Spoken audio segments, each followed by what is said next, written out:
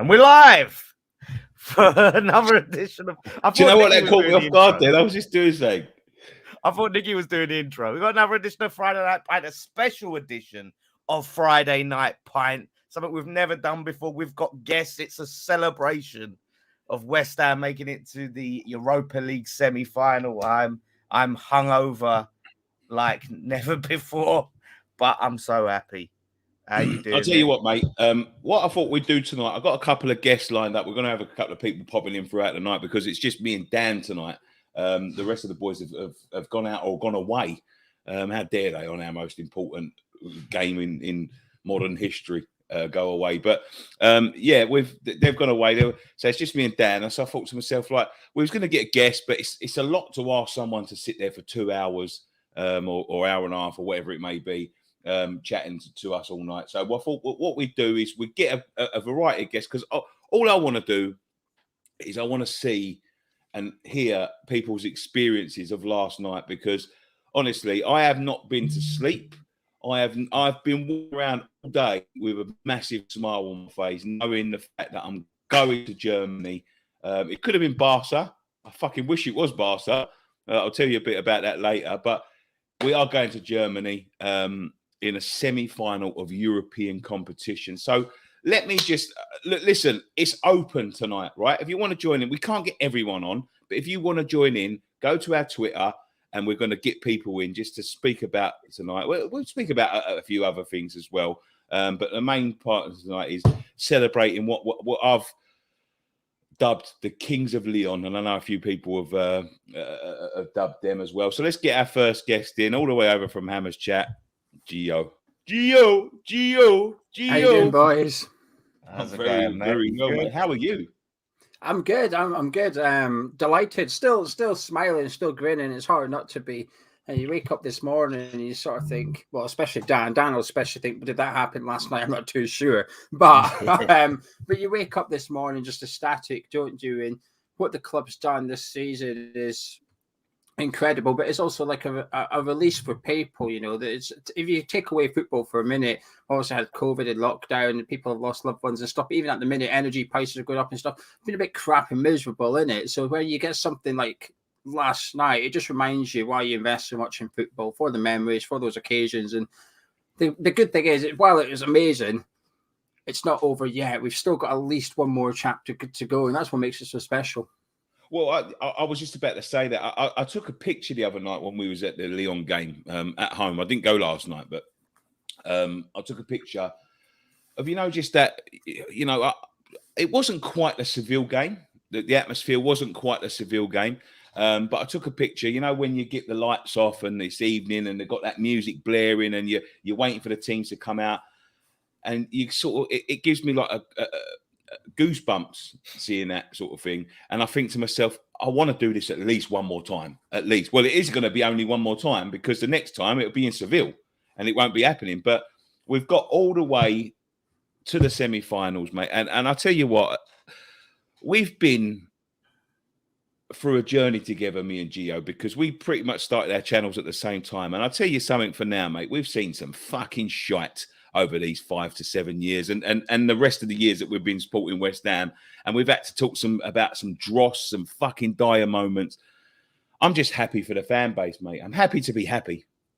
Yeah, I completely agree, and especially for the people that's out there last night, because you only get a ticket, you've done the hard yards, you've been up top and down bottom, and you spent the hours on the road and gone all to the trips you don't really want to do. So the people there last night got the reward almost for years of support, you know, that memory that's going to last a lifetime.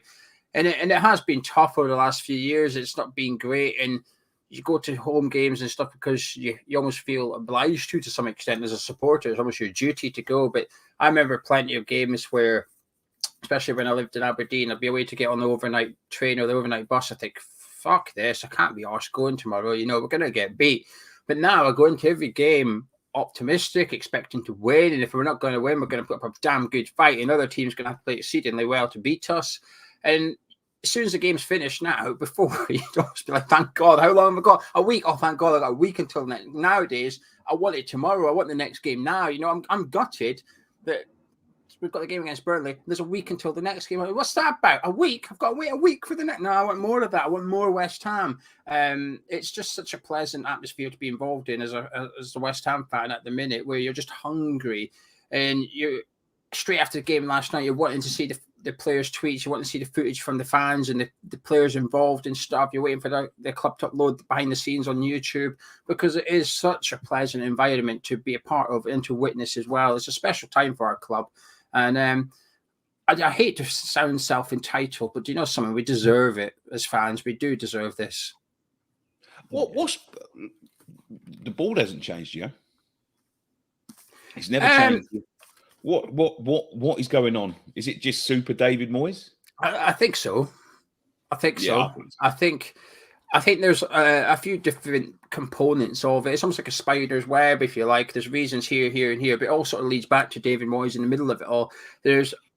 I'd almost challenge someone to come up with one thing to some extent where it's because of David Sullivan. This success, what is it that's part of this success is because of something David Sullivan's implemented. And I guess you could make an argument that he's backed Moyes in the transfer window. I mean, I would argue he hasn't and stuff like that.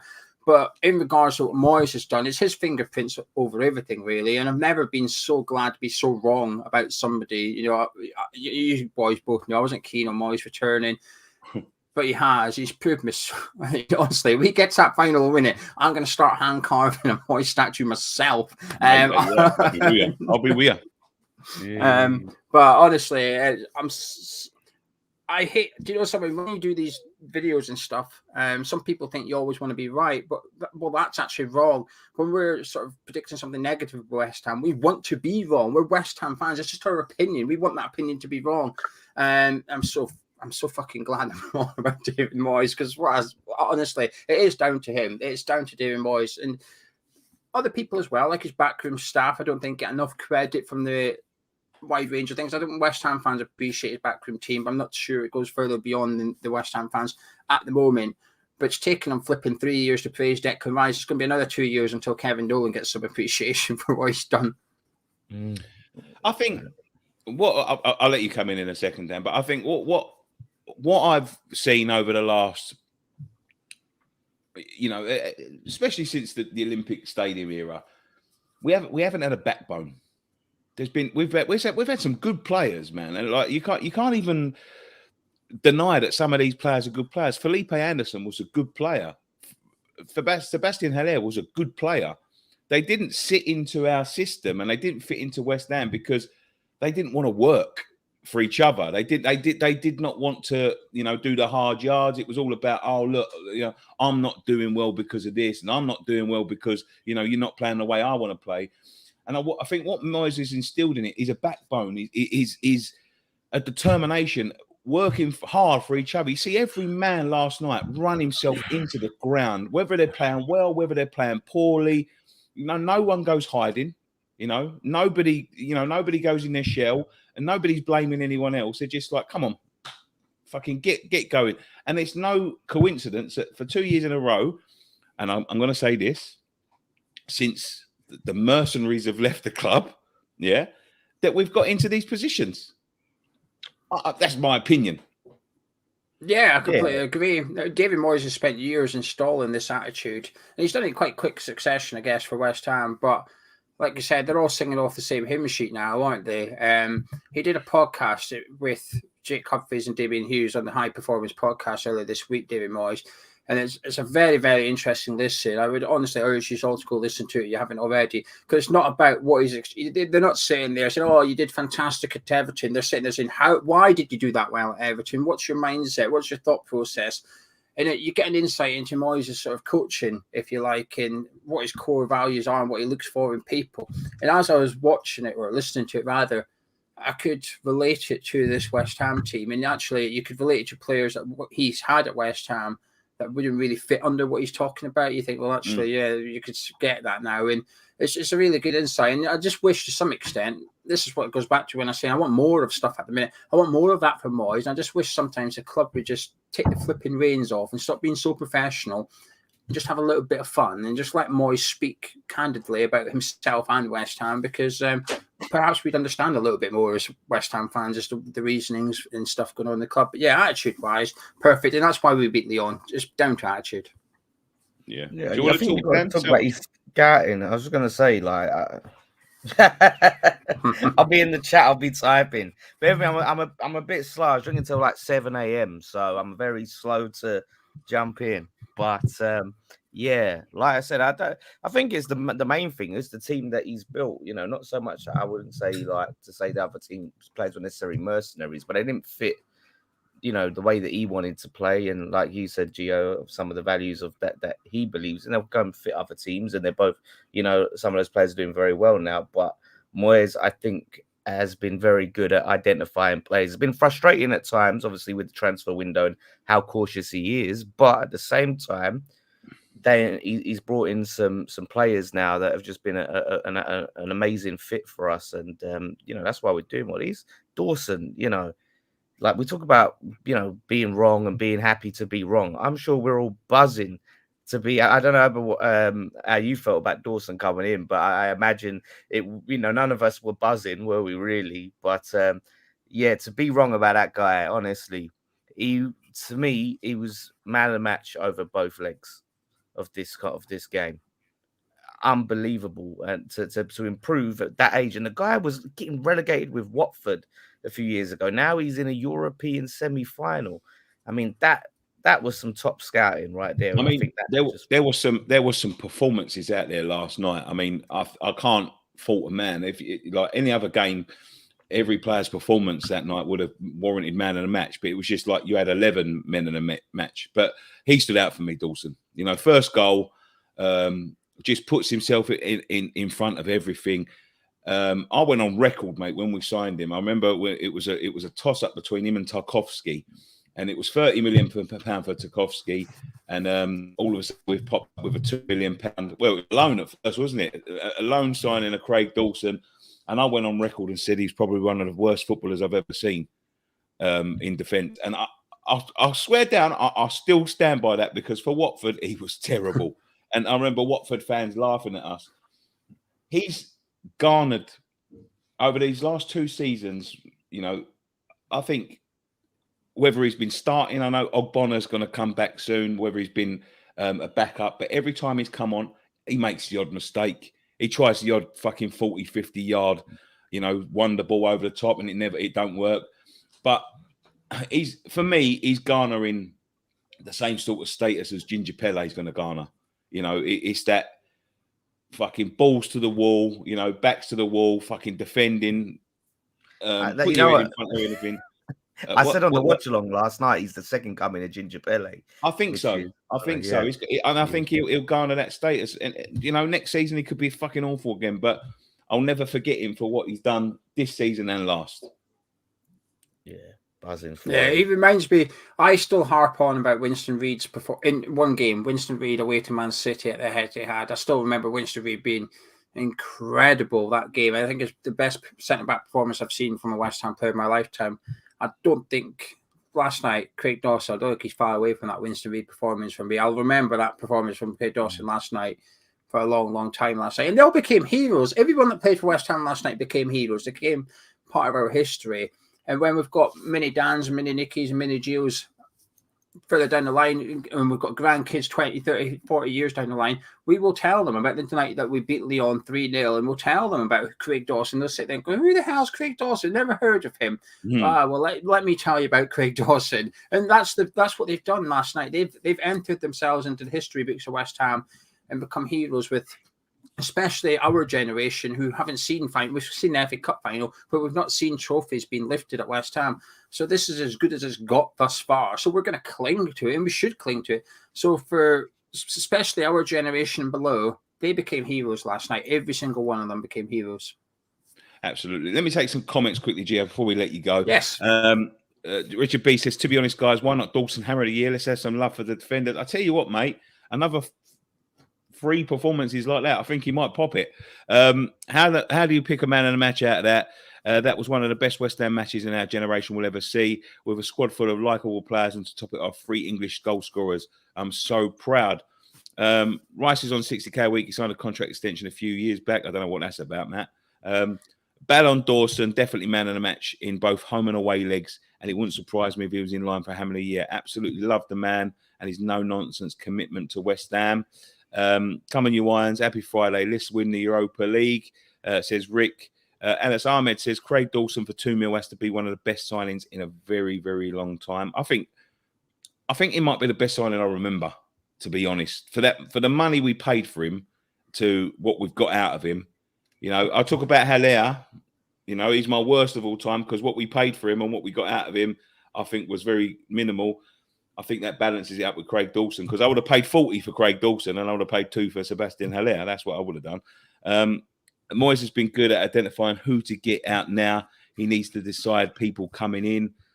West Ham will gain some new fans with this run of form. I know someone's talking about Rory in the Rory Jennings fan. Yeah, in the comments. Let me just find that comment for you. Malik Austin says Rory said he's very happy we don't get the privilege to play Barca. I'm confused. Sound like he lives in Spain or something. He don't live in Spain. I know he lives here. He went from praising West Ham to 100% bitterness like a lady in her third trimester. Well, have you heard this today from Rory? I saw the massive thing. I didn't see about him talking about he's glad we don't get the privilege to play. I don't give a shit, man. I want to win the trophy. That's all I care about. But yeah, weird. Have you seen it, Gia? I just seen a clip that Dan saw when he said he doesn't understand why we keep saying we're massive. And then, to be fair, the person he's with, I can't remember his name. It's one of the sidemen or one of the sidemen's mates says, but it's just a joke. He said, I don't think it is. I think they mean it. It's like when West Ham won the World Cup, they actually mean it. Oh, piss off, mate. Have a bit of a laugh once in a while, will you? You know, it's possible to just have a giggle. But anyway, last night we proved that we are massive. You know what? I know Rory is he's a lovely guy, and you know he's done me a couple of favours in the past, but sometimes his takes are weird. I think they're strange, like they're odd.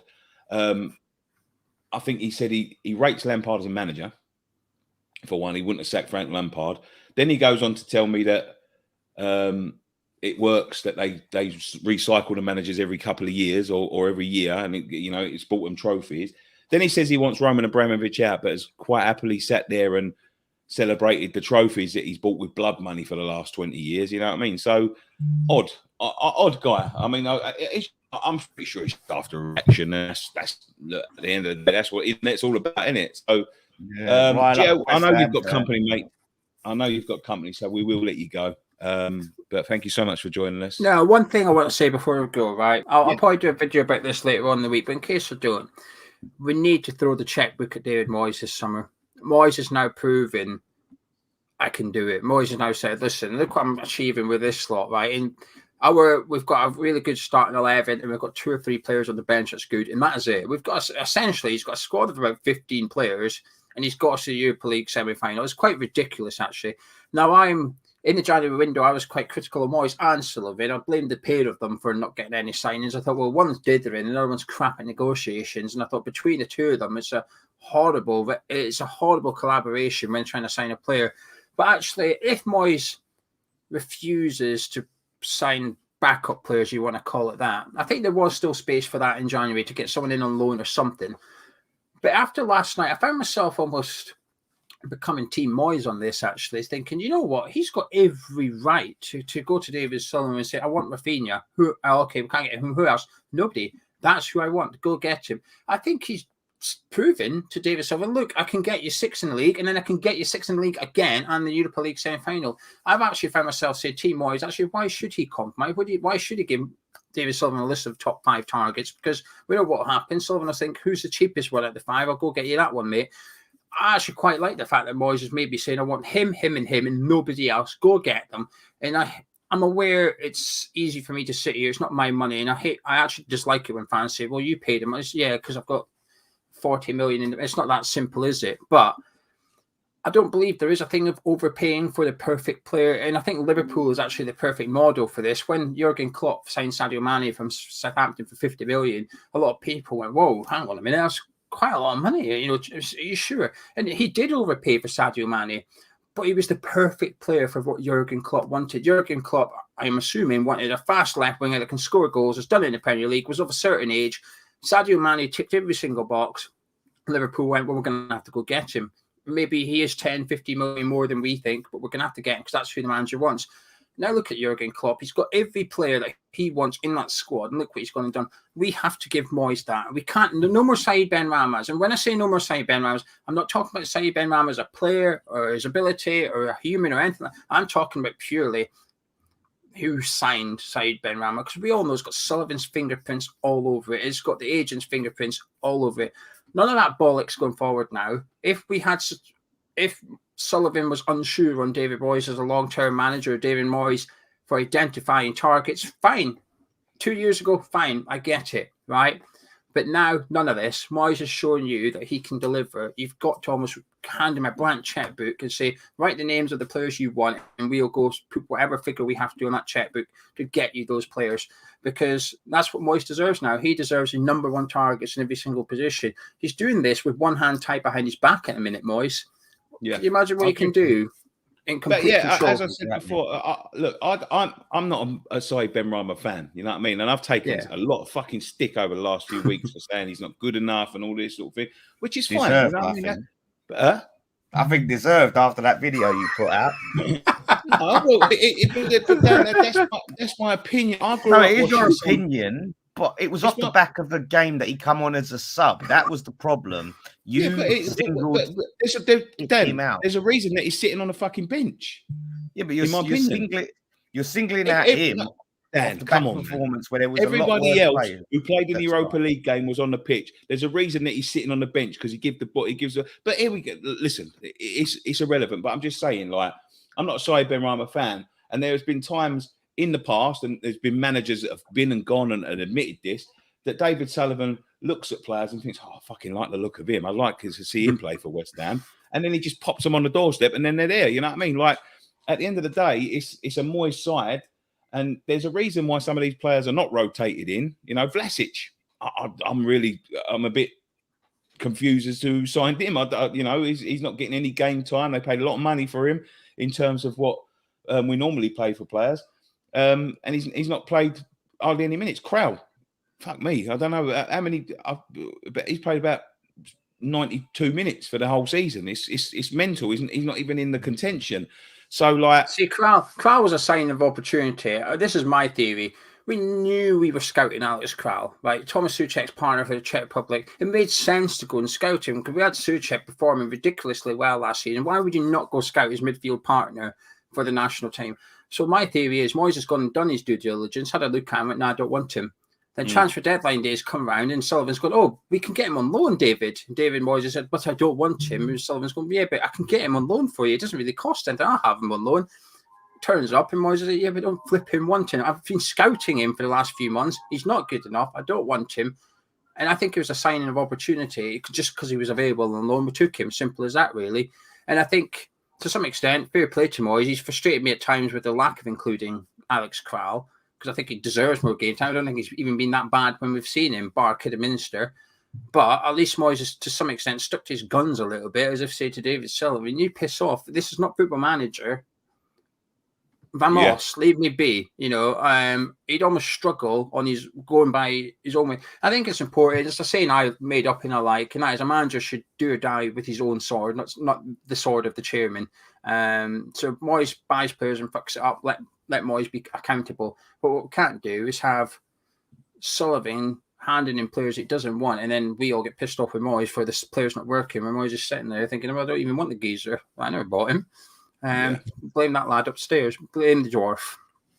Yeah, I agree, mate. But listen, it's been a pleasure to have you on. You too. Thank you. I'll let you go. I know you got guests, so thank you very much. Thanks, mate. Have a good night. Cheers. You too. Take care, lads. Tomorrow. Nice one, mate. Let me. I want to quickly read out these super chats I've starred. First of all, Jamie Havill, £5 super chat. Thank you very much, Jamie. Evening, all hammers. Still buzzing about last night. I fucking love this club. So do I, mate. Absolutely buzzing. Even if I don't look it, I'm just, like I said, hungover. I'm buzzing. Thank you, mate. David Trevitt, £2 super chat. Noble swearing in interview was quality. He's so passionate. Noble, man. The picture, like I see the picture that has gone round of him sweeping up the dressing room, and there's been like some cynical responses to fans going, "Oh, quick, take a picture of me." He does it after every game. And then some people saying it should just be normal. We shouldn't praise it. But sadly, it's not normal. I see pictures of how Leicester left the away dressing room, in a right state. And not who does that? How many captains of clubs, clean up the dressing room? I think it's old school. Yeah, and I hope that passes that down to say Declan Rice can maybe take the reins and do that next season. It's and now that picture's going around France, all France media, and they're speaking highly of us, and it puts us in a good light, Yeah. It's honestly, it's brilliant. I think it's brilliant. Honestly, we see.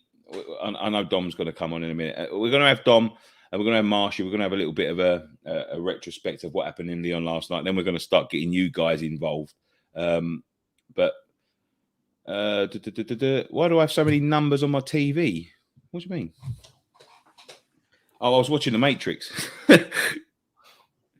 It's paused. I was watching The Matrix earlier. What,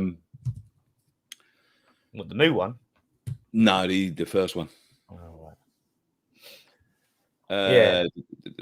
Yeah. Let's take some more comments, then we get Dom involved. I think is Dom, just nod or shake your head. Is Marshy coming in now? Okay. Do you think Sullivan would give Moyes a blank checkbook through as that will affect his return when he finally sells up?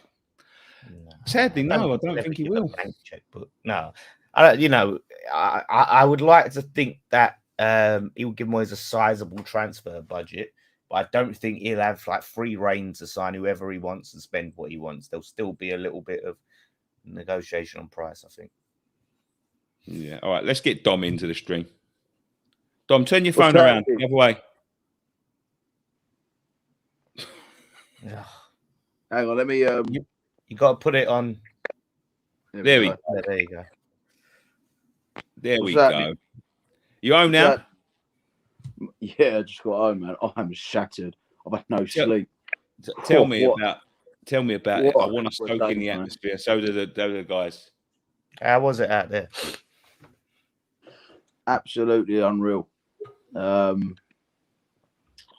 Probably the best away performance I've ever seen. Hostile, as expected. Oh, Marshy's in as well. You all right? Yeah, he's the same as Dom. I put up with him all day. I can't get away from him. 10 hours travel. I thought I'd blocked his number, but he keeps coming up, so I can't get away from him. Yeah, the boys, they've just got in. Like, thank you so much for joining us, boys. They've just got in from Lyon. They was there last night. Must have been amazing, boys. Must have been amazing. Mate, it was special. It was special, and I've got belief we can win it now. You look at the teams we beat, and obviously I'd fancy ourselves more against Frankfurt than Barcelona. But obviously Frankfurt have done a job on them, so they're not to be underestimated. They're a good team, but it's opened up well for us. We're in the fucking semis, man. We're 3 wins away from winning a European Cup and being in the Champions League. It's just madness. It's absolute madness. But just soak it in, man. Last night was, proper support. What a turnout it was. Again, hostile atmosphere. They were silenced. We silenced them Lyon boys. We silenced them, and you can't really single a player out for how good he was, because it was just like the perfect team performance that you get away from home. Counter-attacking, set up. And they didn't know what to do, and that's what happens when you're playing with 11 men and you have a good referee as well. I didn't see, go on, Dembele, you wink now. Is he winking now? No, he's not. Love this. Karma, mate. It's karma. They're all chatting shit about, as if we're not going to go through. I don't think it was just the fact that of the wink and the dodgy referee last week. But if you'd have been on Twitter, it was a bit of an odd stance from Lyon, because they spent the whole day pretty much telling everyone, yeah, we're pretty much guaranteed to go through. I really don't understand it. I wonder if their Twitter guy got the sack this morning. I think the boys had it in their lockers. I think they were waiting, obviously, for the game to be played. I think, obviously, Moyes prepared us in the right way, and I don't think anyone really expected that sort of performance with that result in their own backyard. But I think the fact that they can now come out with the sort of belief that we can go forward, potentially win it, even responding to some of these tweets and stuff like this, you know, that Leon had been doing, especially like Dom said, the Dembele thing. Wink here and wink there. We yeah, the support was second to none. Do you know what I mean? It was just like another, just a surreal feeling. It hasn't really kicked in completely, but we deserved it. From the first 20 minutes, we were a bit shaky and they hit the post, and I thought, here we go, it might be one of them nights. But you've got to score when it's against you, and obviously when you're on top a little bit, as the game drew on a bit, we got on top and we done what we needed to do. And I think the pivotal goal was the third one. I think 5 minutes after half time, I think had we conceded one, I think it's a different game. But to go there in their own backyard, take liberties, and literally, I mean, them players have got families, boys. Do you know what I mean? We've just gone there taking liberties. They've got families and kids at home. So the timing of the goals were huge. You know, you get a second right on half time, and you know you're going in 2-0 up, and then, you know, me being me, I'm just like, all right, it's not over yet. And then when we got the third, I'm like, fuck's sake, we're 3-0 up now. But it's the timing of it, you know, like you go in 2-0 up, that kills Leon's spirit, and everything's got to change from now. They've got a mountain to climb. You come out second half, you need to get the next goal, and then we get it. And it's like, it just sucks the wind out of them, and you know, like that. Just unreal, just unreal. Was there nerves in the stands last night? Yeah, I think there was. Yeah, definitely. I think people saying, you know, how do you think we'll get on? Everyone once we were actually in the Concourse area, similar to a Newcastle away effect. I mean, it might as well have been as high as Newcastle, sort of them stairs and that. But by the time we got stairs were worse than Newcastle. When you get the vlog, Nick, you'll see firsthand how much I struggled.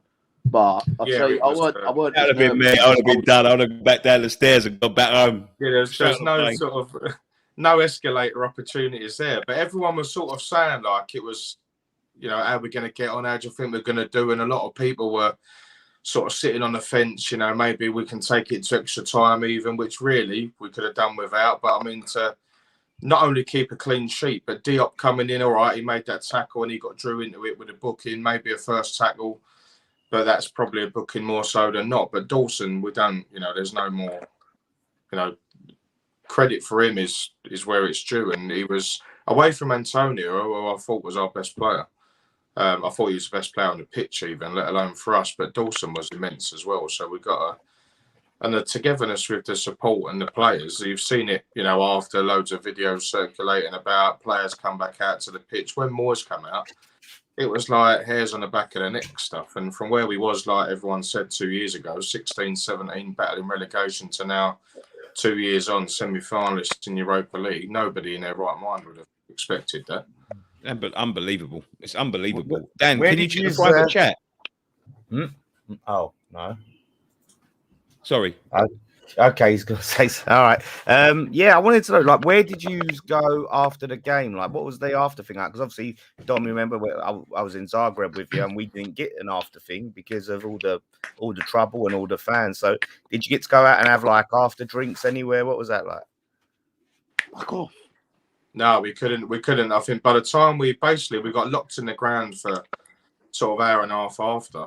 And then by the time we got out, the shuttles were there. We were sort of the first ones out. So that was pretty lucky. But by the time we got back to the city centre, it was, you know, sort of maybe screwed their loaf a bit. Although they'd have made a pound notes keeping their bars open, there was nowhere to get beers or anything. I think maybe the boats or the barges that they were putting on was probably the better place. But I think everyone, when we got off all the shuttles, congregating in the square and the open sections, all just together, sort of living in that moment. And it wasn't really about. I mean, if we could have got another beer, obviously, but I think the elation and just the emotion was just overcoming everything. I'll tell you what, one more drop of alcohol and I'd have ended up in hospital. Oh God, I've never in all the years I've known him. I'll be honest with you, I've never seen him like that. I mean, it was. But it's different. It's raw emotions, and it's very. we were just loving it, man. Like, you know, like especially after, you know, we've gone back. We stayed in an apartment, which, by the way, great choice by me, right above where everyone's congregating. So like nothing was open, so we just went back. Yeah, that's right, Tom. After I had 3 bottles of vodka, then I started saying 3-0. But yeah, like we got back to the hotel, and I went to go to bed because we had to be up early this morning, and I just couldn't sleep. So we've all just sat in the room, and we're just loving it. And then I think like I'm just struggling. 2 hours kit and 10 hours travel today. I'm dead on my feet, man. Everyone this morning, I think, was like, everyone was loving it this morning as well. Like people leaving at different times, like again congregating at the train station, and it's and the worst dessert in history.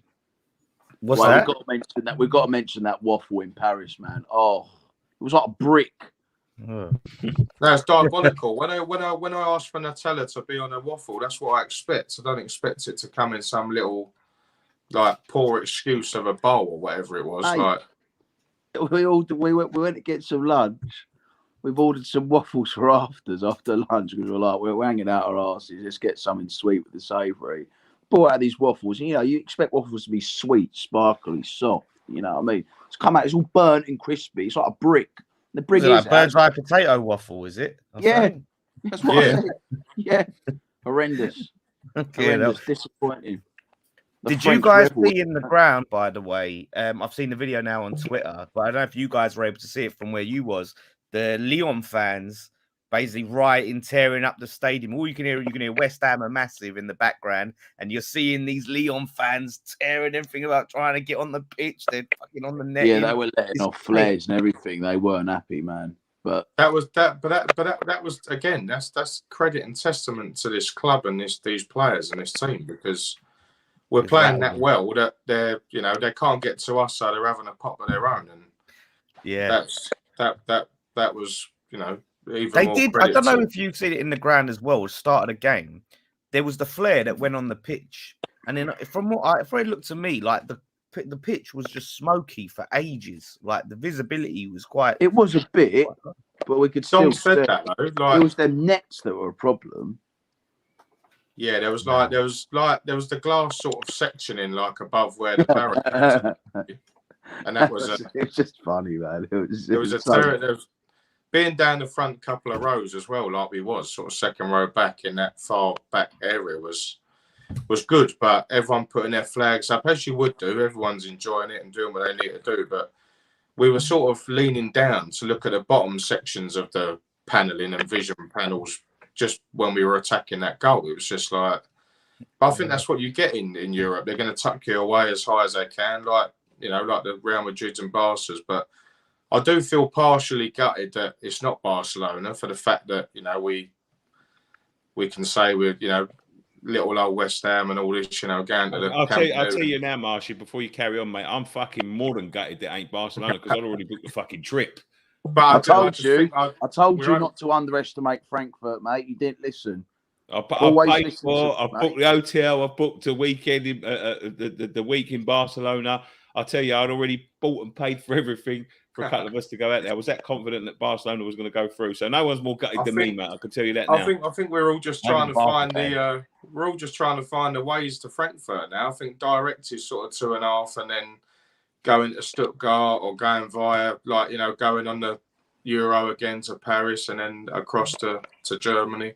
So it's we'll get there, mate. To get out there. It's a decent place. It's a decent place travel wise. Like slap bang in the middle of Europe, didn't go anywhere, mate. We'll be fine.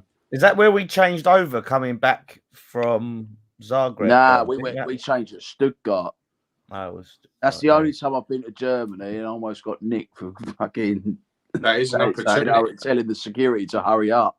But yeah, I've never been to Germany before, so this will be an experience. I think to be fair, the good thing that we do as well is go on the Wednesday. I'm obviously understanding everyone's financial situations and work and all the rest of it, but through obviously when we went Genk and all the UR that we had with that, I think going on the day before the game and then allows you to get there in enough time, check into your hotels, check about where everyone's getting together. And obviously that square yesterday before the game was just, the weather was on side as well. Everything just went for us. And you enjoy the day, nervous for the game. But to turn up like that in their own backyard was... to be honest with you, mate, I looked at Leon and I was so jealous of you all over there because I was looking at it and I thought to myself, I went to fucking Zagreb, man. I stayed above a fucking tool station. You know what I mean? Yeah. Like, We all did, didn't we? To be fair, finding this hotel weren't easy either, or apartment. We didn't. It was we googled it. It was saying permanently closed, and then we couldn't find it. And then I started panicking, but it was all right, man. We found it. Get him to send you some pictures of it, though. I mean, he does all his welcome to my crib videos and all the rest of it. It was like €98, and you wouldn't pay 98p. Yeah, Location was good. Location was good, right near the. No, to be fair, that Wallace one that we was near was the cocktail bar, wasn't it? But the other boozer was good. Yeah, the square. Although that weren't open for match day, though, was it? That William, whatever it was. We started. People, we were right, literally like 2-minute walk from where everyone was congregating. Everyone started coming back to our room to use the toilet. Oh, really? Yeah, a couple of people. We must have been the closest out of everyone. Literally. Fucking pounds have a piss in Paris Station as well. That's a fucking joke, mate. Let's take some comments. Paul McCullum says, "Who out your boys are going Frankfurt?" I'm sure these two are going. I'm definitely going, and Ryan's going as well. We'll all be out there in Frankfurt. Oh, well, thanks for coming, Nick. We'll take some comments. I bet his That's phone. where he's getting at. There's a guy who kept putting down all this lawful and something in the watch. Oh, he's calling Nicky. There's a comment. This guy obviously calls Mr. Lawful. He's calling you. I don't know if he's calling. He's saying he's trying to get you on the Twitter to get in. But yeah. Don't worry. We'll be checking the Twitter in a minute. And we'll start getting people in. But we're taking comments now, right? And we've looked at. We always look at like the likes of Tottenham and other London clubs, and I think in the past, like I'd even go as far as say like clubs like Swansea City that like have won a trophy in recent memory, like they've done in 2013. Just think, why can't that be us? And that's not to say we're going to win the Europa League, but we're reaching the heights that we've craved and envied other clubs that have. And we have to take our chance now, though. We have to. Dom, has this put the Astragugu hoodoo to bed? I mean, you're still getting a few comments about that out there. Oh, mate, that's my fucking head in. Like, but no, well, come back when we win it. But certainly, obviously, it's an improvement. So yeah, Dom still got stitched up with taking time off work though for the Astragugu, so that's always a. But imagine we won it, and then like, oh yeah, West Ham lost to this lot. Yeah, but we won it 6 years later, so it don't fucking matter, does it? That'll do it for me. Then I could then the ghost of Astragugu can rest in peace. Well, they are resting in peace, mate, because I think they've gone down to the third tier of Romanian league now. I see that. And we're in the semi-finals. What goes around comes around, mate. Karma. Just like Leon. Yeah, go and wink now.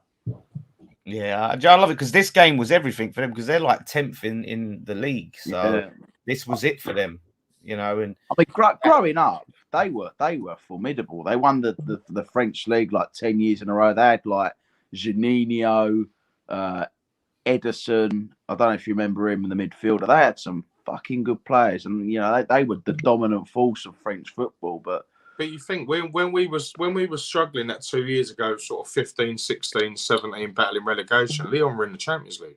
Yeah, 2 years ago they made the Champions League semi-final. They beat City, and that's again is like it's just like I say, just a surreal feeling, and we now.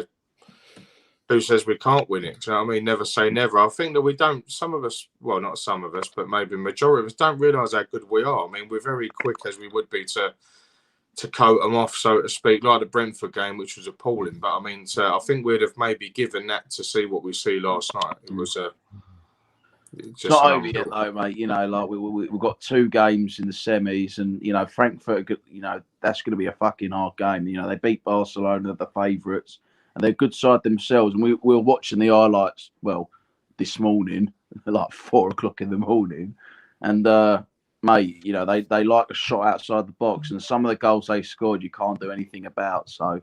Yeah. You know, don't give them the time of day. They had a geezer sent off at the end as well. I don't know how key he is. Listen, mate, I think we've got the players to nullify that. I think we'll be sitting deep in them games. All I can say before I let you go is that I can just imagine Olympic Lyon fan TV outside the stadium last night, and some geezer sitting there going, "We couldn't score against Harry fucking Ola." That's all I can imagine. I was waiting for not many players do score against Ariola when he plays for us, though. He's a good keeper, man. Get him done permanently. Got to get 11 mil, no brainer. For sure, sign him up. Boys, thank you so much for coming in. I know it's been a long couple of days for you boys. Go and have some rest. Go and enjoy it. And we're going to be doing it all again in 2 weeks' time. And this time you'll have us in tow. So, Nick, give us a call when you're finished. Yeah, no problem, mate. No worries. All right, mate. Let's go again. See you Sunday, boys. On to Frankfurt we go. See you later, guys. See Bye. you Sunday. Cheers, lads. Bye. There we go. But just looking at this comment, a lot of fans as well. Sorry. Yeah, go on, sir. No, I took it up. I took it. Oh no, sorry, I thought you was running through. No, I'm just saying, like, I think there's a lot of fans here. Look, you know, the 1976 one, a lot of fans that was there. How amazing it must be, you know, for them to go after seeing how much as a club we sort of regressed and all the shit we've gone through in between, and now we've come back round full circle. It's funny, isn't it? Because 76. I mean, I wasn't born in 76, and this is our hunt for a trophy, and this is how important these games are. We played Iron Frankfurt in the semi-finals then, and we beat them over 2 legs. And it's weird, isn't it? It was exactly, how many years is it? 46 years last night that we played Frankfurt, and you would have put your house on Barcelona and them to get through. So to line it up, is it written in the stars then? I mean, the stars. It seems like it. I don't want to. I'm touching wood, touch wood. It's the omens. You know, they're looking good. And I would love to win it. But you know, as everyone says, like the players, everyone. But we haven't talked about Issa Diop actually. I think we should talk about him because you know Zuma got injured, and we was all like, "Shit, a Diop Dawson combo, that's not good." And I think a lot of us were worried, but you know what I mean? He gave a good account of himself. A couple of errors at the start. I think we were generally poor for the first, 20 minutes or so. But he, you know what I mean? He worked hard. He was solid, kept a clean sheet. I'll tell you what, mate. He left something on that whoever he took down. I can't remember who it was, but he fucking clattered him. That was good. That was good. I tell you what, I got to talk about the ref as well. I thought the ref, night and day from the geezer we had last week. You know, the ref I thought was brilliant. He weren't rash with his carding, didn't just start throwing cards around or anything like that. He let the game flow. I thought he was a very good ref last night. Yeah, I agree. As I say, most of the talk last week was about the ref, and I think that took a little bit away from our boys because after Crest got sent off, and listen, I've watched that. I've watched that today a few times as well because somebody told me. I don't know. I'll have to check facts on this. I haven't had time to check the facts, but he misses the next 2 games as well. Really? Yeah, was it straight red? That's what someone said to me. So suspensions. Cards get wiped, but suspensions don't. So if it is a 3-match ban, then he'd miss both legs. Then fucking hell. Yeah, I thought he was magnificent. He was, as you say, night and day to the geezer we had here last week because he was fucking atrocious, to be quite honest with you. And that's what I said. That all the talk was last week was about the ref, the decisions about the ref, the wink and all of that sort of thing. As I said earlier on when Gio was on it, I have no idea what that Leon geezer was doing on their Twitter because he was. He even got mentioned by Declan Rice last night that it was, it was a motivation. He must have the sack. Yeah, that's it. They set themselves up for it, didn't they? Like big time. Rice talked about the wink as well, which was a thing. That's going to follow him around now. Dembele, what a clown, what an idiot. I was so glad because I hated the way that their players approach the game when they come to our ground, diving everywhere and the play acting and the cheating. So happy to see them knocked out. Yeah, right. Yeah, yeah. We're going to get some guys in for just to chat about last night. Really, there's somebody in the comment section. Is it true Nicky has a racist agenda against Benrahma? No, agenda, not racists. Fuck's sake! Some of these people, man. You can't. Nicky hates Benrahma, easy scapegoat. I don't hate him. Don't hate anyone, to be honest with you. No motivational speech needed after that, says Mike Hatcher. Leon. Yeah, exactly. Leon, I don't know who Leon is, but I'm sure he means Leon with a Y. Thought he was going to be a walkover. Yeah.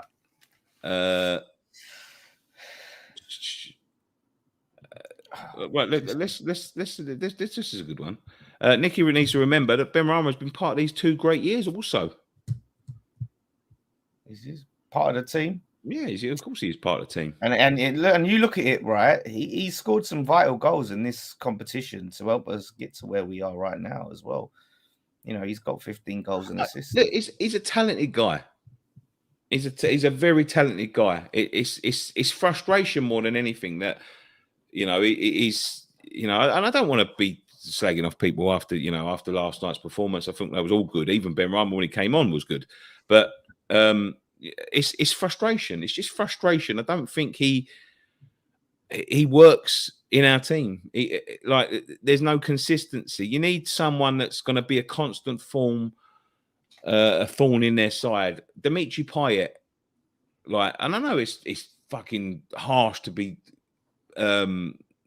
comparing anyone to Dimitri Payet, but when Dimitri Payet was playing, he was a thorn on the side. Players had to watch him. Players had to couldn't leave him. Dimitri Payet don't fit in our team. I mean, just his sheer brilliance will probably get him through. Like I said, Benrahma's got 15 goals and assists, so Payet probably would get a lot, but I don't think Payet fits in this team with how Moyes likes to play. I think there's a little bit of a hindrance on creative players in this team, those skill players and things like that. And look, if it's working, I can't complain.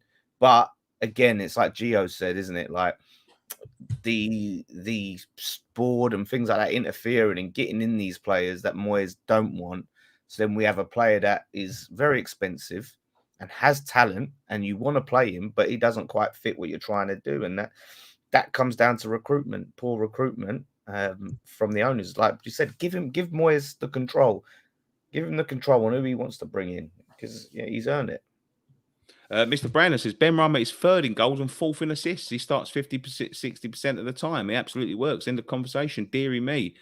If he starts 50 to 60% of the time, who's he sharing that time with? And if he's 4th in assists, then he's the last one in all the starters. So, look, I'm not going to sit here and argue about fucking Saïd Benrahma all day. I've got my opinion, you got your opinion, and that's it. Done. I'm at the end of the season who's, he shares your opinion or my opinion. We'll see. But in my opinion, he doesn't work. He doesn't work. He's not consistent enough. Not consistent enough. He's a talented lad. He works hard as well. I can't even say he don't work hard, because he does work hard in the defensive work. Yeah. But when you have players like Benrahma, as I say, you go and watch Di Canio, you go and watch Benayoun, you go and watch Ayel Berkovic, you go and watch Dimitri Payet. They're constant thorn in people's sides. They can't leave him alone. With him, sometimes you can. You know what I mean? And it's it just doesn't have the desired effect at times. That's my opinion. It's different opinions, different people. I think this is one we can all get behind. Dawson for England, absolutely. You got Mings, Do you know what? Right, I was sitting there last night thinking to myself, like on form, I was thinking, why hasn't he got an England cap? Yeah. Why hasn't he got an, like he's picking Maguire and people saying he's too old and all that sort of thing. Listen, I'm not saying Craig Dawson goes and starts for England. You know, I'm not saying that he goes and you know he's playing in Qatar, starting 11. But I'll tell you something now. If you go 1-0 up against someone and you need to hold a lead and you're under pressure, there's no one that, like, you know, people saying, oh, because he don't play out from the back and all this sort of thing. Listen, as I said, he's not a starter, but if you need to hold a lead, mate, there's no one better I'll bring on at the minute. Yeah, exactly. Because, you know, when you're under the cosh trying to hold on to a lead, you're not trying to be playing out from the back very much at them situations. That's when you need a warrior like a Dawson. And I can understand Maguire because he's got credit in the bank for England. But yeah, for people like Mings and players like that, like, I don't understand. I'd rather see. I think Dawson's much more deserving based on his form this season. Imagine he ends up winning a trophy this season, but he can't go to flipping, be part of the England team.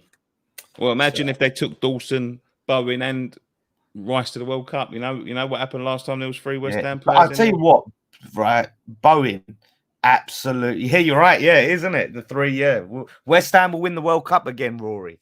So no, Bowen, mate. And a lot of people talk shots for Hammer of the Year for Dawson.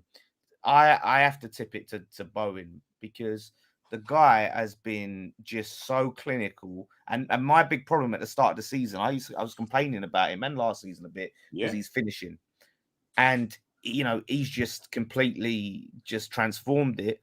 And to get injured and miss that time like he did, and then to come back like he never left and pick up that form again like that is unbelievable.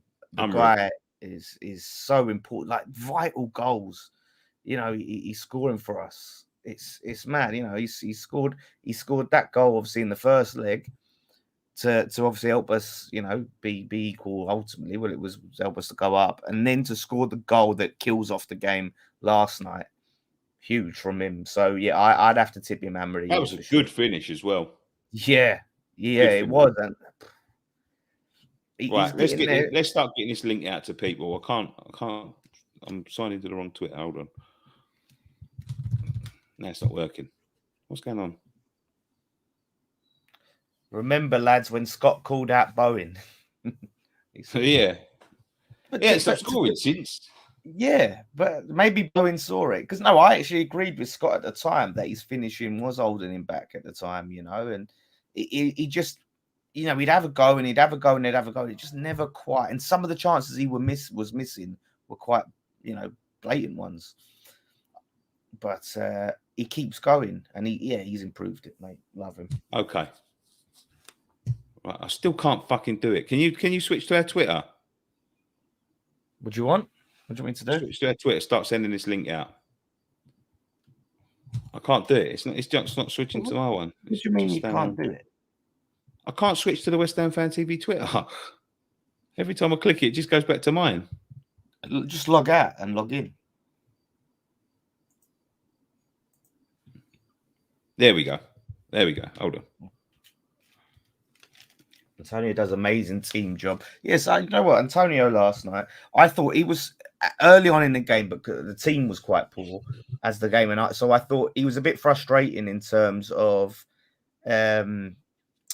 just what he was doing with the ball decision making early into the game. But as the game progressed, he was just a handful for them. They could not deal with him at all. The geezer didn't score, but his influence was massive in that game. And I'm hoping he's going to start to hit that form now and start to get on the goals as well. That would be massive for us in this run, last run. I know he wants to get a big European goal for sure. So fingers crossed he can keep that up. Yeah, let's get this Twitter. Let's get this. Right, I've got a couple in there already. I've got some message requests, so I'm going to have to check them. But it's running really slow. Yeah, bear with us. Would be great to have Rangers in the final if we get there. I've said that. That'd be a great final. Okay, That'd let's get be this great. guy in. I've never spoke to this guy before. I'm going to give him a link and see if he joins. I'm going to send everyone a link, and if you're there, just come in. Right. Yeah. Oh my Lord Almighty! It's so slow. Was it internet? Nah, it's the computer, mate. The computer's had it. Boys, can we hear you sing West Ham are massive everywhere we go? My voice ain't up to too much scrap, after last night. I tell you that much. I don't think I can manage your song at all. We did bubbles actually on the karaoke machine at the end of the game last night. West Ham are massive everywhere we go. West Ham are massive everywhere we go. Everywhere we go. That's it. That's all I can manage. Yeah. Oh, there's a Leicester fan who wants to come on as well, and they're through to the semi-final, so let's get him in as well. Fuck it. I've sent the link to everyone. Whoever joins can come in. Yes. Open forum. But yeah, so no, like I said, it's a great time to be West Ham now. Like, I don't know, man. I don't know what he's going to do in terms of Moyes and balancing the league. He doesn't seem like he's going to be rotating or resting anyone in the league games, because I think he does want to help make sure we secure that's at least 6th place to make sure we're back. Do you know what the fuck? Obviously, we'll talk a little bit about the league position in a minute, because I said before it was a dilemma. Now, what do you do? Now it's a real dilemma. But I think there's scope to what's do it. What's the odds that just before we fucking play them, they sack fucking Dyche? Oh yeah, that and you got Ben Mee taking over as managing the team on Sunday. Ben Mee, that's mad. I mean, look, I don't want to count my chickens or anything, but I think they've really hindered their chances of staying up, and I think they've hindered their chance of beating us on Sunday. No manager in place, and mad decision right now. Like, really weird. He was their best chance of staying up for sure. Well, listen, he's got pedigree of staying up, but I'll be honest, I think he was heading down this time. I think it might be a mutual decision, but it's just the fucking timing of it. Like, he's been there for forever, for as long as I remember. They've let him take him down. They've let him bring him back up. Ben Mee just thinks about himself. It's me. Ben Mee just thinks about himself. Yeah, it's a weird. I see Big Sam was trending on Twitter earlier, and I imagine it's because of the Burnley job. But I can't see him going and taking another job late on in a relegation battle where he could go down. There is no better job for fucking Big Sam than Burnley. There is no better job. That is Big Sam all He's over. He's got Burnley written all over him, isn't he? Let's be honest. Yeah. Right, let's get some people in. Let's get some people in. Again, if you want to join, send me a link. We're going to spend like a couple of minutes with each person just to see what their thoughts and maybe ask some questions or whatever. Let's get Rick in. Rick. Hi, hey, mate. Good win yesterday, wasn't it? What's that, mate? I said it was a good win yesterday, wasn't it? It was all right, wasn't it? I quite enjoyed it. Mate, we win this Europa League now. You think we're going to win it? Team. You're breaking up a little bit, Rick. Sorry, mate. Can you hear me now? Yes, I can hear you now, yeah. Cool. Yeah, we're going to win this. It's easy. We've got 2 games left. We beat Frankfurt. We either got Moyes or someone else. So, we'll see. Yeah. I know you messaged me privately about the refereeing on last week. Bit better referee last night. Mate, he's fantastic referee last night. He got most decisions correctly. One decision he didn't get correctly, that was for Noel's yellow card. But to be honest, that referee we had last Thursday, he is seeing next Tuesday. To be honest, I think that last Thursday he should not be refereeing a gun, because he broke the law. That's it. You should not be allowed to referee a gun. But this referee yesterday was fantastic. Listen, it is all water under the bridge now. It doesn't matter. We got through. We got through. Now we've got to try and win the semi-final. Could be a hard game, but if we can go to first leg at home, bring it to the ground and keep clean sheet, we've done it. That's it. That's it. You go to Germany, you score at home and don't see the way you've done it. So, yes, it's madness, mate. It's madness that we can literally be one goal away from Europa League final. Thank you for joining us, mate. I appreciate it. I'll see you soon. Yep, speak to you later, mate. Bye. Speak to you later, mate. Let's get a Leicester fan in. They've had a good run in the Europa Conference League. How you doing, mate? Hi, Nicky. How's you, mate? I'm very well, thank you very much for asking. How are you? I'm doing really well, thank you. Good win for West Ham, wasn't it? Yeah, did you enjoy it? Well, yeah. After watching our game, yeah, I listened to the match and I thought West Ham were absolutely sensational. Really, really were. And to be honest, the job that David Moyes has done with West Ham has been remarkable from where they were a couple of years back. It's just remarkable, really. I mean, listen, I know we can talk about West Ham, but you know, yourself, you had a great win last night away to PSV. You've got through to a semi-final yourself. Yeah. Hopefully, we can both get to the final, eh? Yeah, I was saying it last week that it would be so brilliant that Leicester and West Ham win the European competitions because that was the first time ever. It would be remarkable, wouldn't it? Yeah, and it's an amazing opportunity for Leicester to get into Europe next season. I think you might be a few points off it in the league, and now you can easily get that. That'd be add another trophy to all the trophy you've been picking up lately. You'll be loving it. Yeah, it was just brilliant. It really is. The way we won it as well against PSV, my God, it's just incredible. Really, right near the death. Because you was losing, weren't you, at first, weren't you? Yeah, it was down. Yeah, we gave away a sloppy goal first half for a poor back pass from Tillmans. It was shocking, but the way the lads responded was brilliant. The substitutions our manager made was just outstanding, really. Yeah, no, absolutely. Like I said, it's a good time for fans outside of the Sky Sports 6. You know, so hopefully we can both. The thing is, mate, like when you think about the Champions League, the Europa League, and the Conference League, we could have an English team in each of the finals. Yeah, at least one. At least one. It's true. It's true. Yeah, that's the thing. Yeah, So, when I was looking at the Conference League, I didn't really rate it too much. I thought it was some kind of Mickey Mouse competition or something like that. But now, since we got to the quarterfinals, now we're in the that's only because Tottenham were in it. Teams there, isn't there? They're now starting to take it more seriously. Yeah, that's the only reason it was a Mickey Mouse competition is because Tottenham were in it. Now they're out. It's to be taken seriously. Yeah, where are the Spurs fans? Where are the Arsenal fans? They're not. They've gone really quiet, haven't they? Yeah, exactly. Love to see it. Absolutely love to see it, mate. Fantastic. You can't beat it. But it's good. It is good to, like I said, I don't. Like I said, it's all new, the Conference League, but seeing it and seeing the teams that are in the latter stages is good.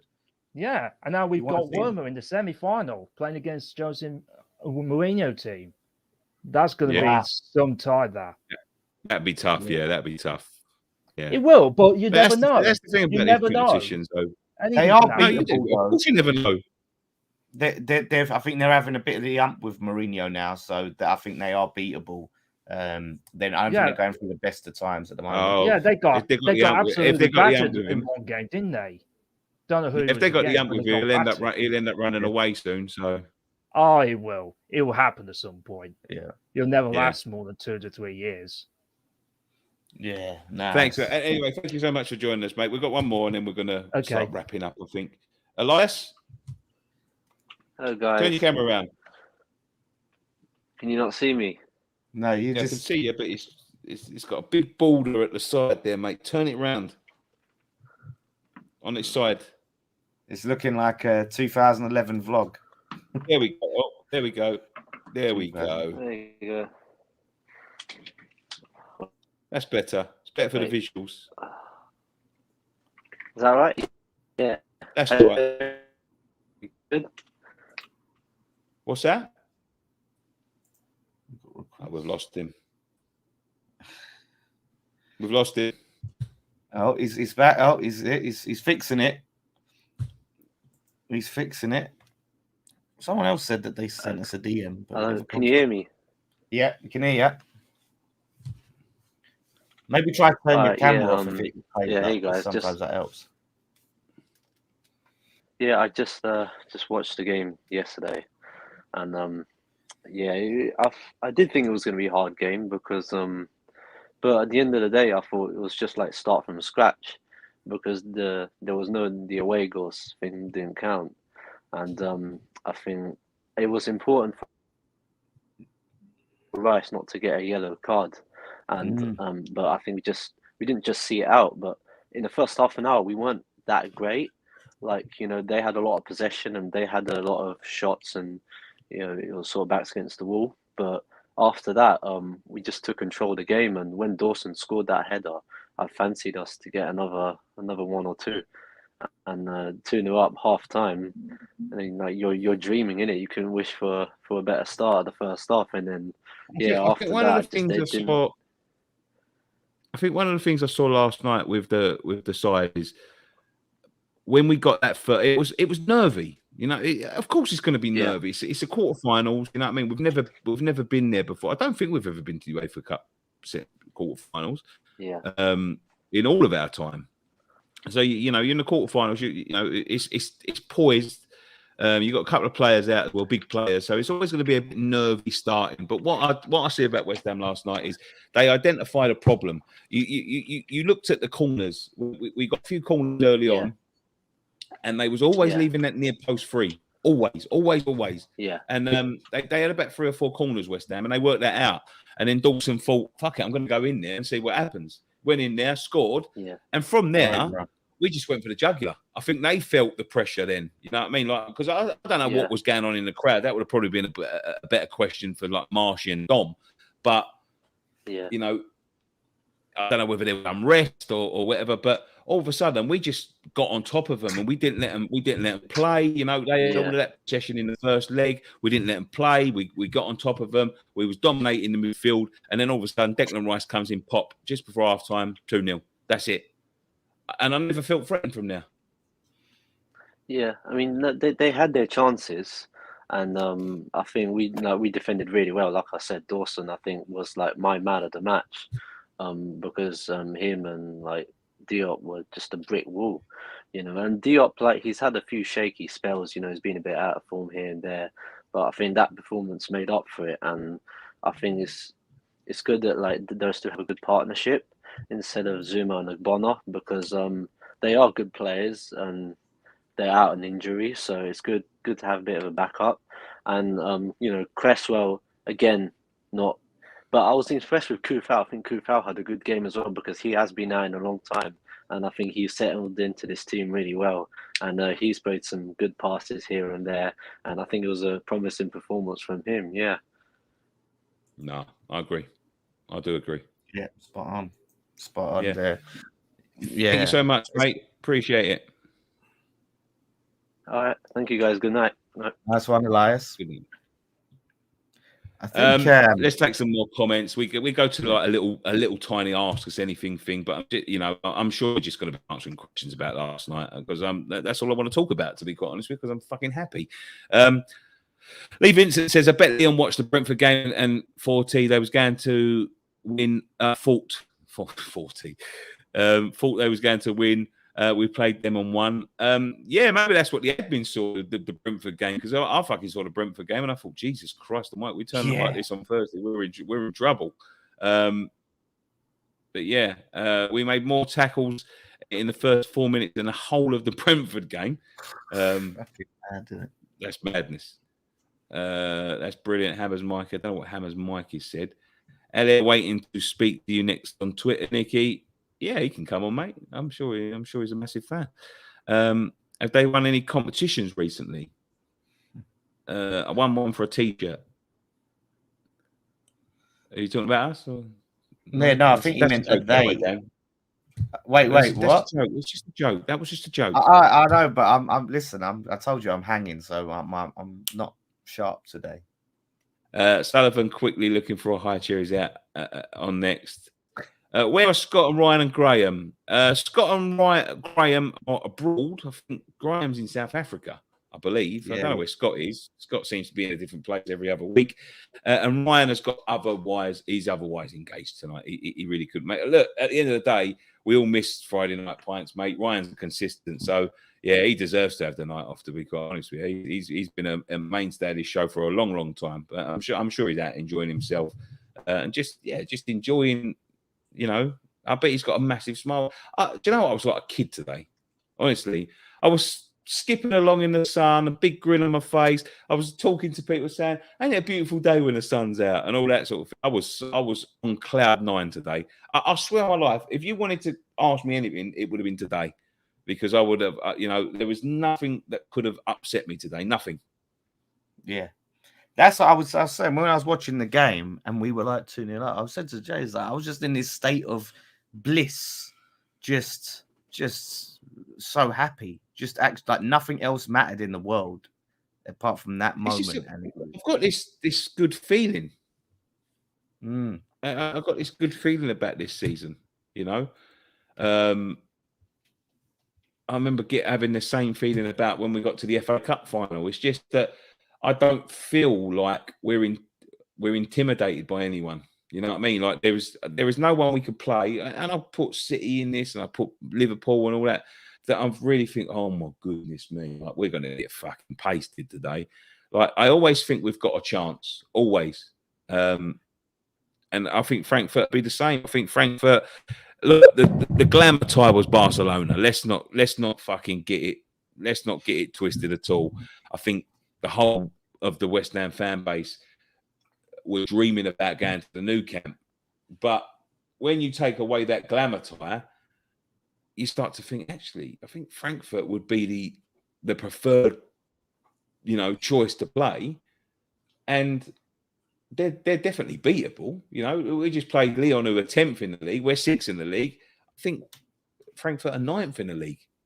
You know what I mean? So, yeah, there's I'll tell you, we've got a great chance. Barcelona would have been tough. Although Barcelona are not the Barcelona of old, you know what I mean? But they nearly pulled a fucking Barcelona magic trick out the hat last night in the dying moments of the game.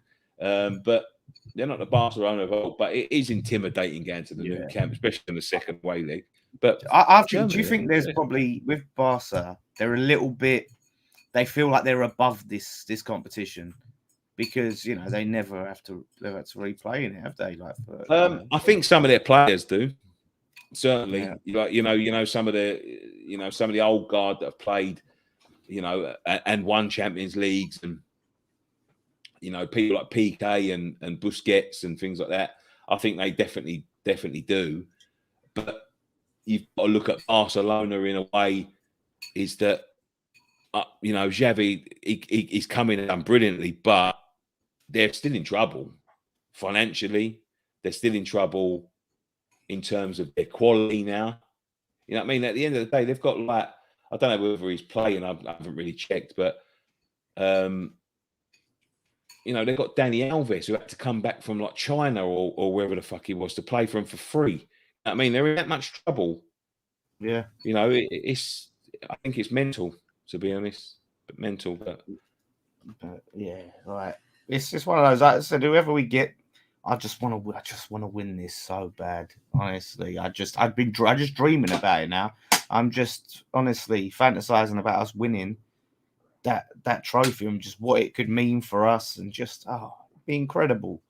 Like I said, I would take losing every game until the rest of the season, 5-0, just to win that. Andrew Bates is all right, Nick. Come on, you I used to live on the same street as Chloe Little Lullaway. Oh, well.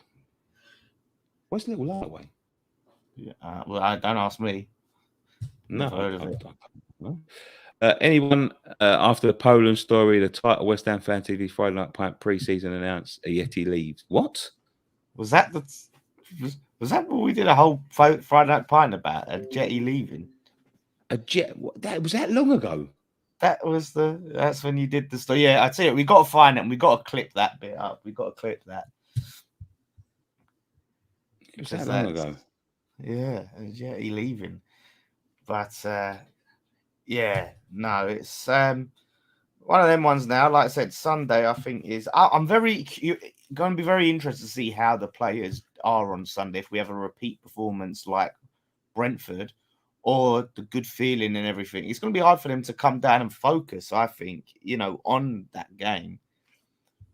But, I'm very curious to see. I think maybe a little bit of rotation just to get some players that, maybe start Vlasic and things, just to get some players that maybe didn't play on Thursday in.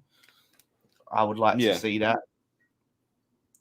We haven't got much. Obviously, Creswell will come in. He must be gutted, Creswell. That he missed that. He didn't get to play in that last night. I still haven't had any confirmation about the red card. How many games does he miss? Yeah, no one seems to really know, because some people are saying, "Oh, it resets after this," and then some people are saying, "No, it's that suspensions don't reset," and then it's how many. It's so confusing. So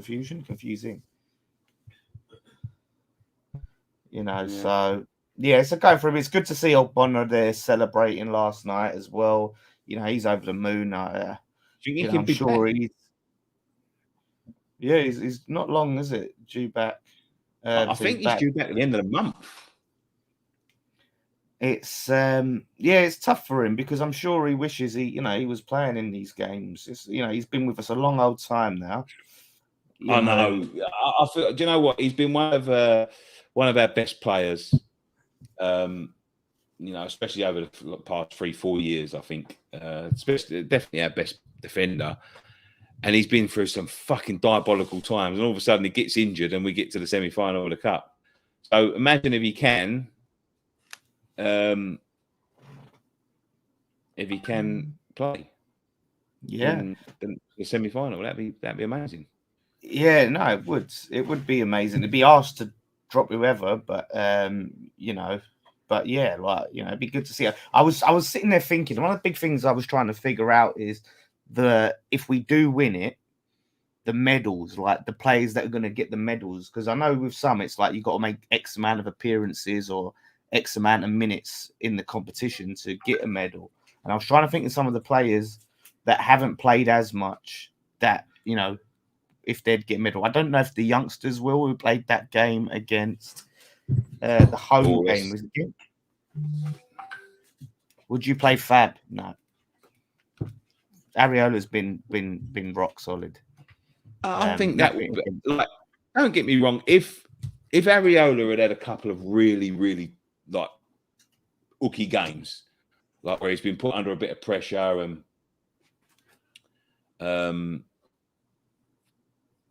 let a couple of strain under his body, but we've still got the wins against weaker sides, I would say, let's get him in for the semi-finals at least, get through to the finals. Now you start to play first choice. But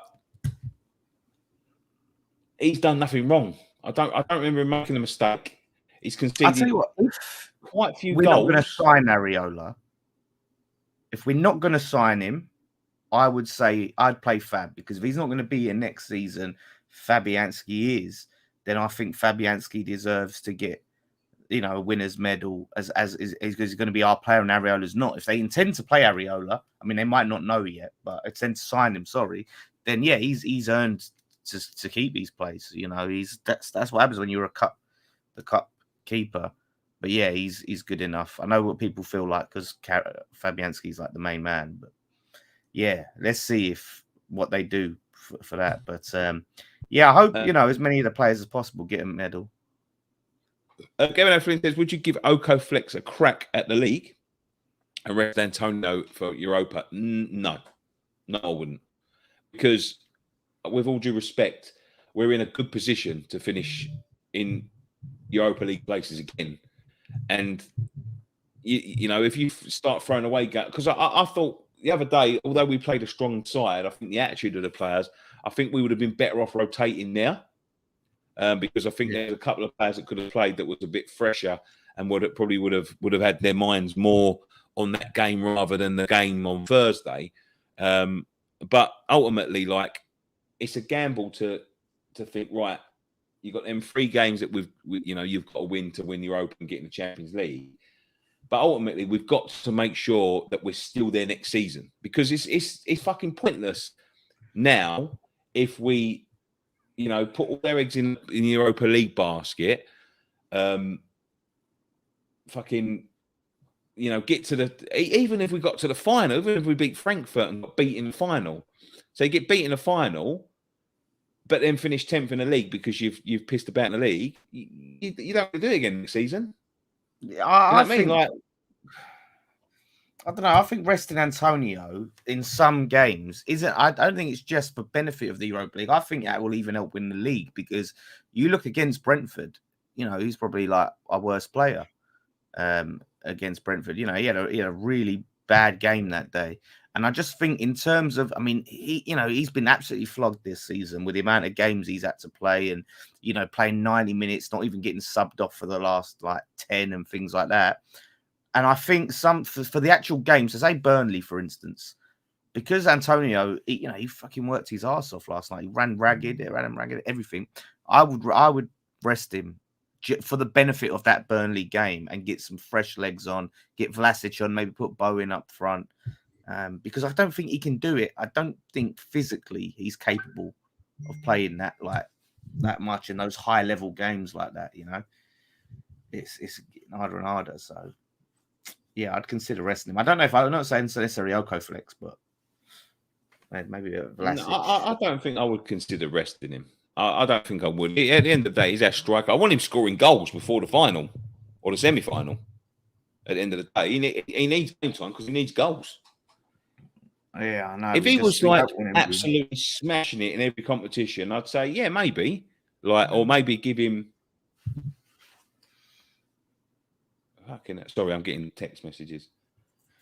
But don't you think, in a way, I think if we were giving other players more minutes, it actually benefits. All right, I think if you have the likes of Vlasic and we start giving Vlasic time, you give a Ben Rama, obviously who hasn't been playing as much recently, more time, and certain other players, then if we need to call upon them, they've got that match fitness because they've played these high level games. It's a tough one. It's obviously a tough decision for Moyes. Antonio has to listen to his body. Moyes has to assess if he's physically capable of doing it, and then make the right decision there. That's what he's got to do. But it's going to be a tough one for sure. It's good to see Soufal. He's going to start to be getting fitter. He's going to start to be getting better each game. He definitely grew into that game, so I'm happy to have him back. But it's just mad. It's just a mad times for West Ham. But Noble, I just need to see him lift that trophy. I just need to see Mark Noble lifting that in his last. If you're honest, you can say we sacked off the Brentford game and we will sack off Chelsea and Arsenal too. I don't believe that, mate. I don't believe that. I don't know if we sacked it. I think, look, Moyes, he always says he's tries to go into every game trying to win. He put out a strong team, Moyes. I think the players were, 1, a bit knackered, and I think 2, just distracted, looking towards this game. And at the end of the day, I was gutted, I was pissed off, but all that mattered to me, this was more important, for sure. The Red Baron is a Rangers fan. Do any of you West Ham fans actually live in East London? Yes. Yeah, there's loads. And he also said that if we got to the final, that Rangers fans would completely outnumber West Ham's. I don't think so, but there's like this Napoleon complex that I think a lot of these Rangers and Celtic particularly have. I remember when we had all that. I forget, it might have been like a Europa draw or something. We had all these Celtic fans in the chat, going, "Oh, Yeah. Celtic's pretty good." They've got this complex where they've got to compare themselves against the English teams, and we're bigger and we've got more fans, and it's nonsense. Like, I don't hear too many people really talking about Rangers. You don't really hear it, like only in situations like this when it's an interest to someone in English football and stuff. So they would 10,000%. Okay. Wow, We've both 10,000% got to get there first. Yeah, you got to get Both there, got but to get there first. In pre-season, no, that was right, not the draw. Yeah, we played Celtic, didn't we? We played Celtic. We slapped them about. You might as well be Celtic. Might as well be Celtic. Yeah, we slapped them 6-2, wasn't it? 6-1. Yeah. Which is annoying because that's the game I think that Moyes changed his mind on Edouard, who went to Palace, who looks to be a good player. I think would have been a good backup to Antonio. But, you think so? Yeah, I think he would have definitely been good. He looks a good player, and I think he would have been a good addition to the squad. But I think Moyes changed his mind off that game because he had a poor game. But I do like West Ham Rangers final. But listen, we'll easily take a lot. We'll sell out our allocation, and then there'll be loads of West Ham over there that don't even get tickets. That's what we've been doing all competition, wasn't it? Like fans who ain't got tickets just go there, soak it up. Yeah, it is. It would be. I think it'd be fucking carnage, to be quite honest with you. Yeah. Oh, absolutely.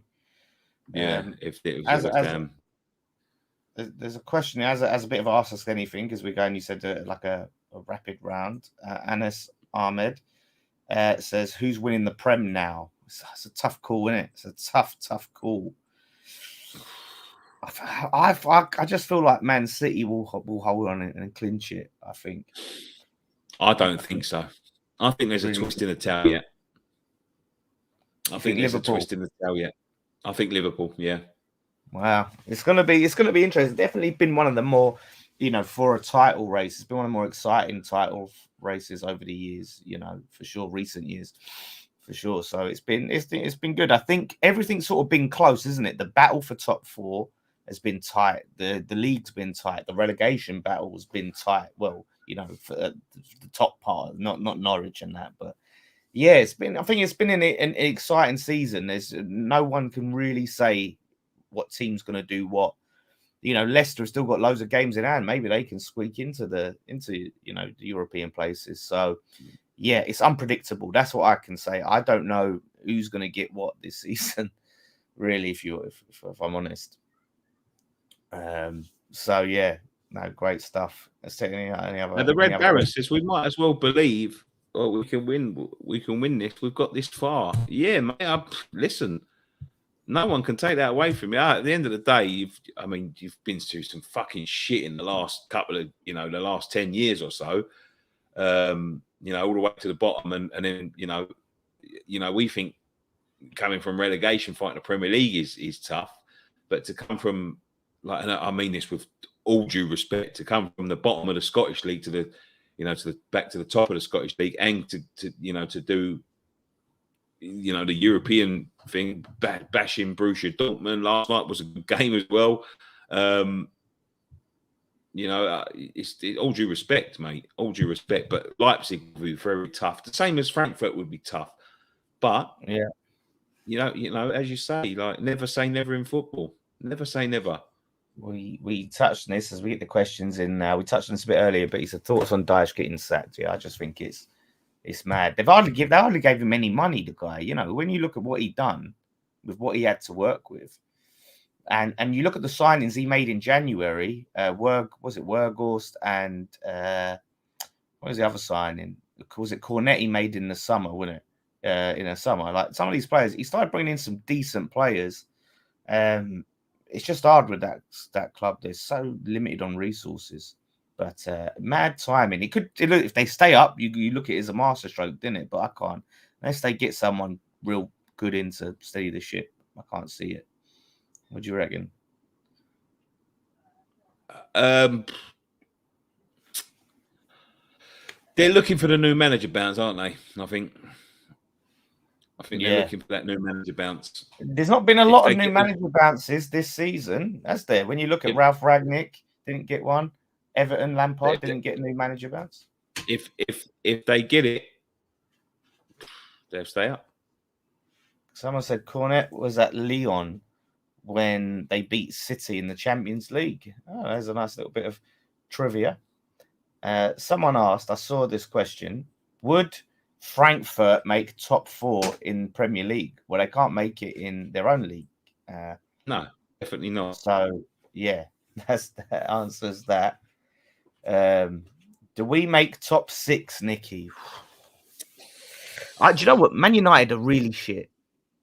They're really shit. Did you watch that game, that Everton game? Yeah. Oh, yeah, I did. Yeah, they're bad. They're bad. They're doing exactly the same. They do it all the time, man. They drive me insane. Like all of a sudden, they've got this. I don't even know who it is, the manager that they've just signed and all that sort of thing. And they've been talking about this geezer for the last 2 months.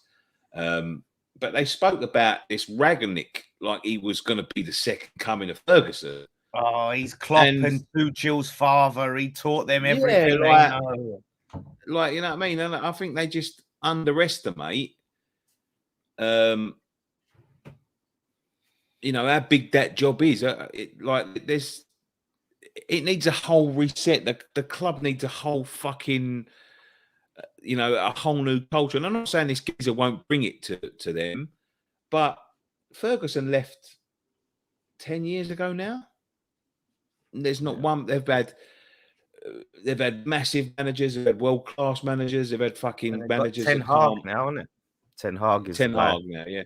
But they've had managers that, you know, up-and-coming managers. They've had fucking, like, you know, Mourinho was meant to be this world-class manager. Nobody's done anything with him. Nobody. Except Mourinho won the Europa League, which you'd, you know, with a squad like Man United at the time, you'd have expected. And an FA Cup. But no one's done anything with them. No one can seem to sort of like rid the club of this culture. And listen, I don't give a fuck, to be quite honest with you. No, but West Ham. No, that's what. So basically, what I was saying about them being shit. I think, to be fair, I think that's a smart move as well. Sorry, Sky saying Ten Hag, Ronaldo isn't in his plans. I think Ronaldo coming back was for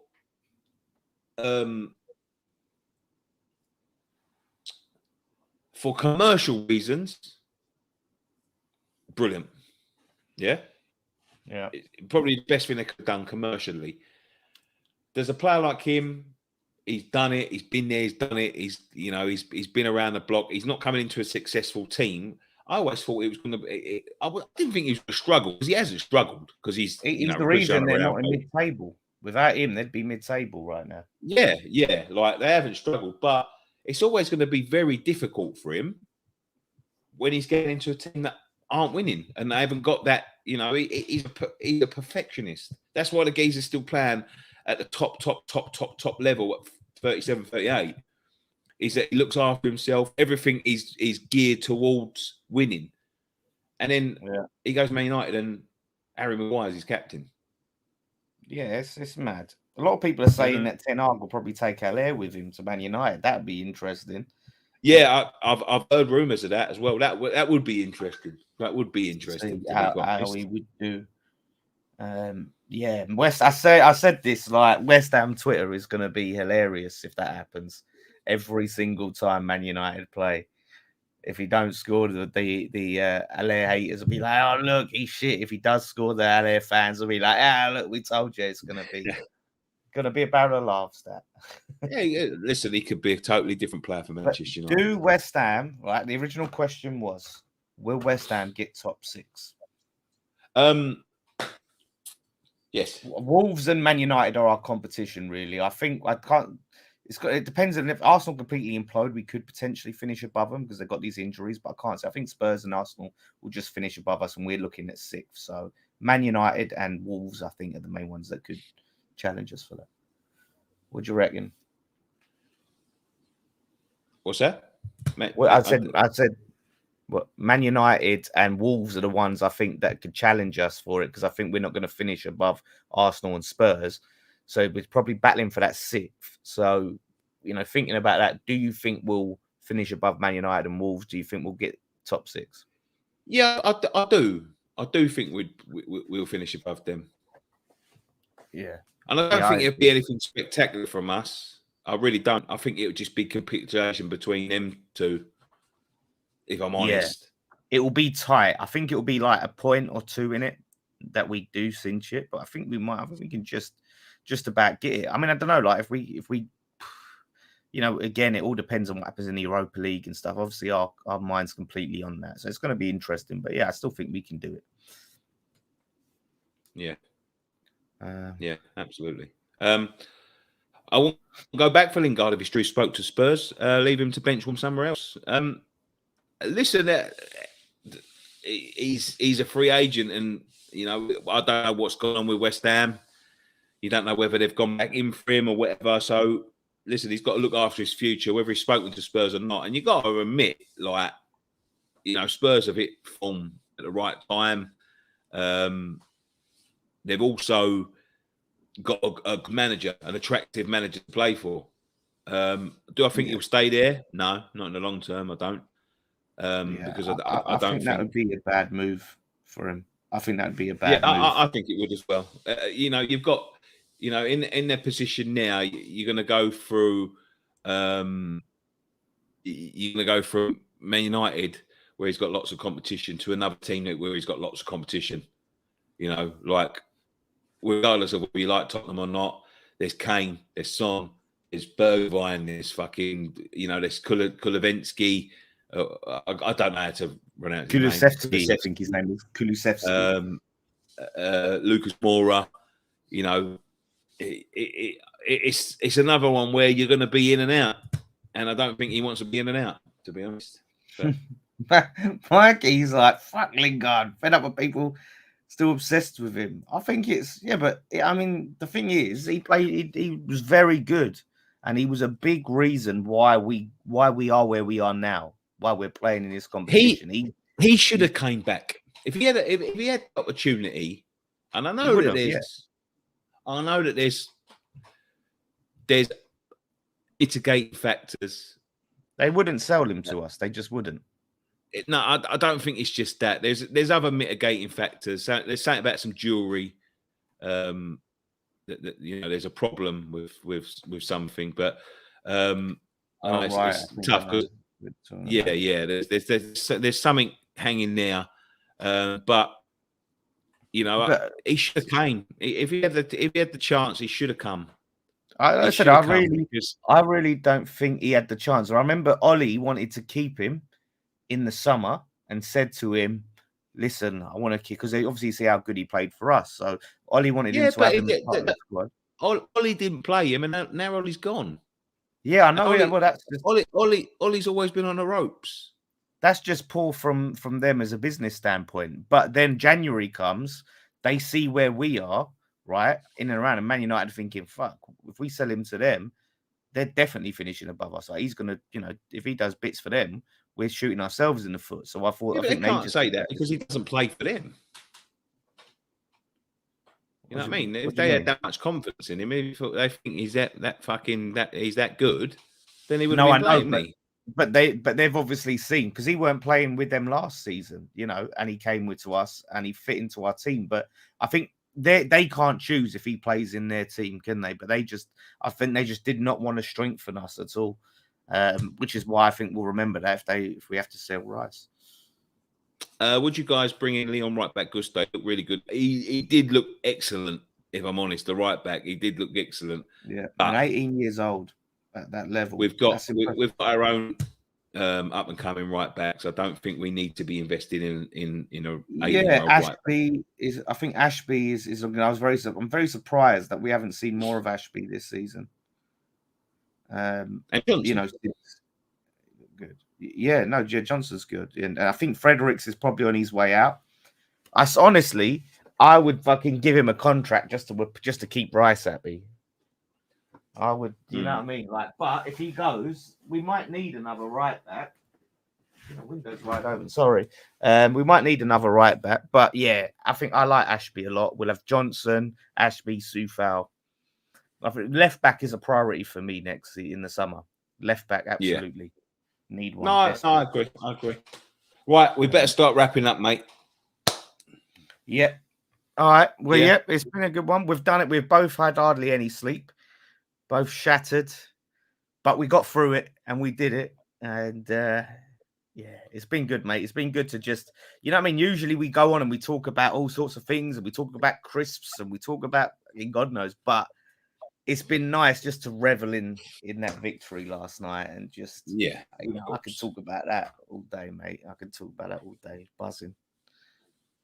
Yeah, but fantastic. Thank you very much for joining us. The new episode of the West Ham Fan TV Hammer It Out podcast is now available exclusively for patrons. There will be a highlights package being uploaded. I did it last week because I just didn't get time to do it, but there will be a highlights package released over, I think it's on the Monday before we re-record again on the Tuesday. Again, we'll be building up to Burnley. The games doesn't stop, and then after that, we'll be building up towards the Europa League semi-final. Can you believe it? Eh? Unbelievable. But yeah, thank you so much for everyone that's subscribed. If you're new around here, do drop a subscription. It really helps us out. Click the bell notification as well. I got a statistic the other day that only about 27% of you have clicked the bell notification. So if you click that, you'll get to see all of our videos when they come out live. And you can it'll just give you a little reminder. So we're on the road. Do you know what? I'm going to say it. We're on the road to 100K because I think if we got to the Europa League final, we'd get it. I'd say it definitely give us a boost, wouldn't it? For sure. Yeah. I think we can do that, for instance. But as I said before, exclusively to patrons of West Ham Fan TV, Hammer It Out podcast, we'll be re-recording that this Tuesday. If you do want to do that, do that. And don't forget about our T-shirts as well. I haven't promoted the T-shirts for a long time, but we've got some cracking designs on there, including Virgil van Dawson, including the Europa League T-shirts that are still on there, including the Ogfather hoodie that I've always got on because it's my favourite one. There's loads of designs on there. The link is in the description down below. Is it in the description down below, Dan? Well, if it's not, it will be. Let me. I'll take care of that. No problem at all. So go. And congratulations, Dan. Matt said this a few times. Dan Damajace got 1,000 subscribers last night, apparently. So well done on that one, mate. It's fantastic. Yeah, cheers, mate. We're trying to actually be a bit consistent and some good stuff. But yeah, that was icing on the cake last night during the game. So LTL says, how long is postage? Depends where you are, mate. I think it's a couple of days if you're in England. It's a couple more if you're in abroad. So, yeah. There you go. I'm going to put the link in now anyway. So, go and check that out. Thank you very much for joining us. One thing left to say from us. Come on, you eyes.